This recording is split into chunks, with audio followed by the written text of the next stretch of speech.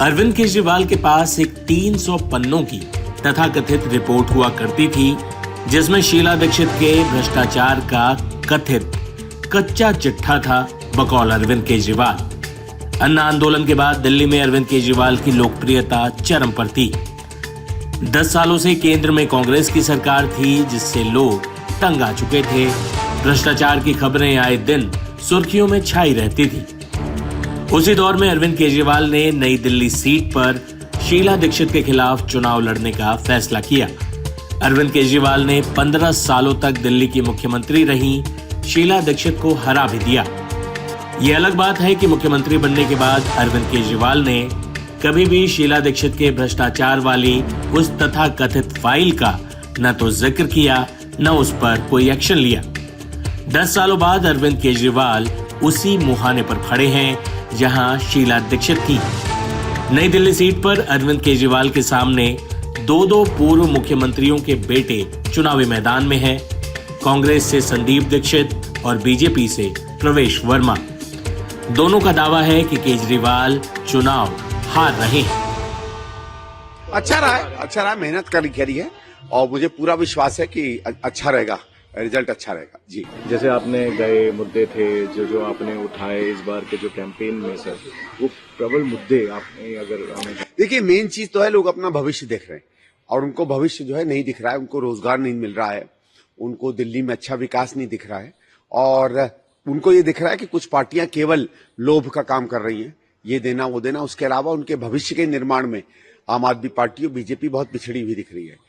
तो मुझे लगता है कि कांग्रेस पार्टी को एक अच्छा लोगों का समर्थन मिलेगा। अरविंद केजरीवाल से पूछा गया, अरविंद केजरीवाल ने कहा कि उनको लगता है कि 55 सीटें तो आ ही रही हैं आम आदमी पार्टी की और जो 5 सीटें और हैं, अब बोल रहे हैं कि महिलाएं जाके बोले अपने हस्बैंड्स को कि वोट करे उन्हें, जैसे 60 सीटें आ जाए और स्वीप मिल रहा है उन्हें। सर ऐसा है किसी भी चुनाव में आप चुनाव के पहले किसी भी पार्टी से पूछेंगे तो कहेगा कि हमें समर्थन मिल रहा है। आपको याद है ये तो उत्तराखंड में भी सरकार बना रहे थे, इन्होंने मुख्यमंत्री भी डिक्लेयर कर दिया था। गुजरात में सरकार बना रहे थे, मुख्यमंत्री डिक्लेयर कर दिया था।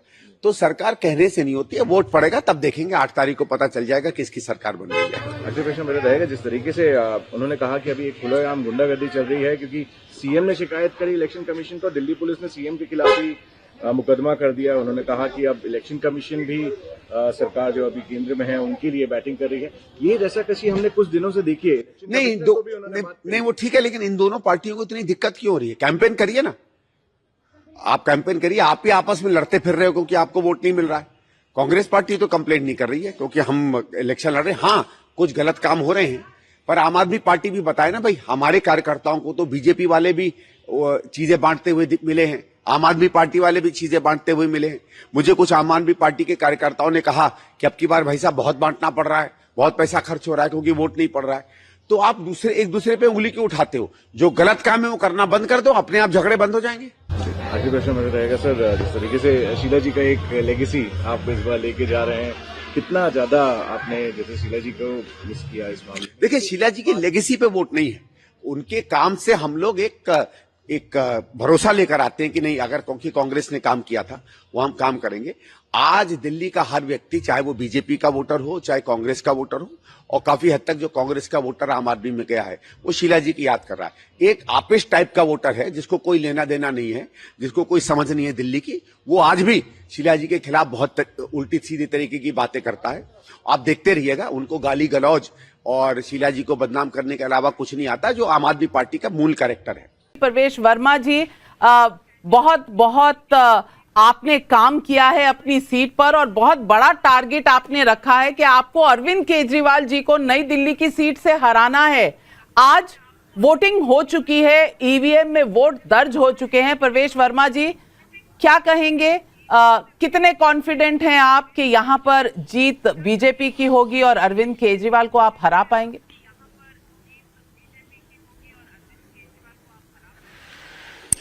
देखिए नाविका जी, मैं एक बात के लिए बड़ा एक्साइटेड हूं कि इस बार बीजेपी को काम करने का मौका मिलेगा और सबसे बड़ी बात यह रहेगी कि प्रधानमंत्री मोदी जी का साथ हमें मिलेगा।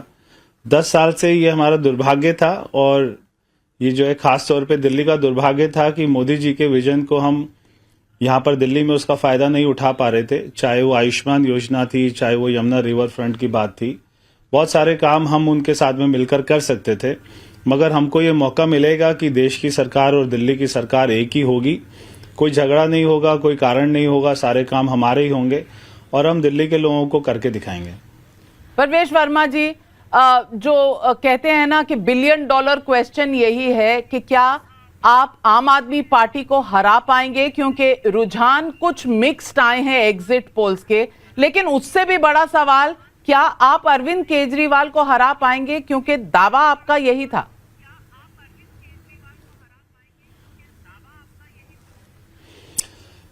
मैं ये बात तो अरविंद केजरीवाल जी भी जानते हैं कि वो यहाँ से नई दिल्ली से हार चुके हैं और ये आपको उनकी शक्ल पे दिखाई दे रहा होगा पिछले 1 महीने से कि वो साफ साफ ये बात हर बयान में, हर उनके झूठे वायदे में दिखाई दे रहा था कि वो यहाँ से हार चुके हैं। उन्होंने मेरे ऊपर में बहुत सारे आरोप लगाए, तो उन सभी से एक ही बात तो एकदम स्पष्ट थी कि वो हार चुके हैं और ये आपको 8 तारीख को दिखाई दे जाएगा और वो अच्छे मार्जिन से हारेंगे।